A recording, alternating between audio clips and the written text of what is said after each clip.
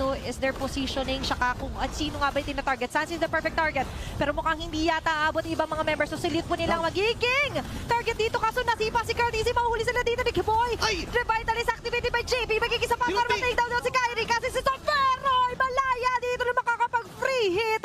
Habang isa para sa isa ang magiging palitan doon. Pero lugin-lugi ang Onyx Indonesia sa naging trade na yon. Wala silang jungler for the next 45 seconds.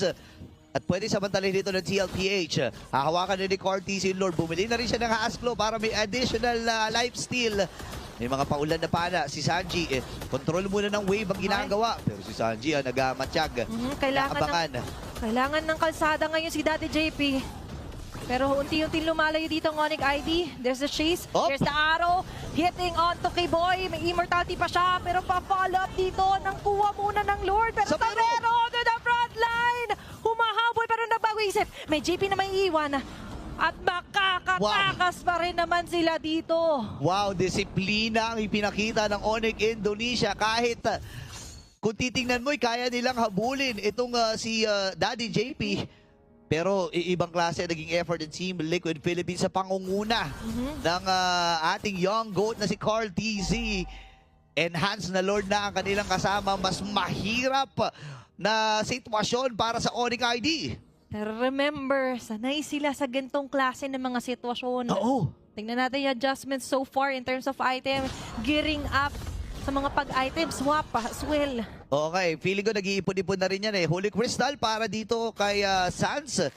So, expected na may masakit na damage mula doon sa mga bagsak ng Feather Rush. Ay, kumama na naman ang Bisel. Kakasabi pa lang natin, instant! There's going to be a stampede. Pero mukhang ang Onyx ID ang lalamang to kasi napalalim.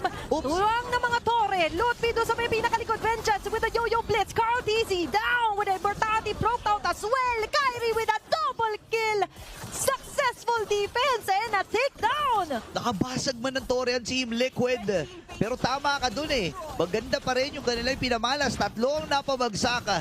Pero feeling ko nakangiti pa rin si Carlito, ang Baby Cakes, ang Sans, ang Duo at ang fifth wheel na si JP. Literal na wheel kasi siya dito eh. Gulong-gulong siya. Perfect fifth wheel. Perfect fifth wheel and perfect execution as well para sa Onyx Indonesia na ma-counterplay itong Team Liquid ID. Pero sabi ko nga, nakangiti sila dito. Basag lahat ng inner turrets, base turrets pala. Matatagal ang the timer party sa TLPH. This is the final push na nga ba para sa Onyx ID. Napakita formation. And that's going to be the game 1 para sa Onyx Indonesia. Minadali. Nagmamadali.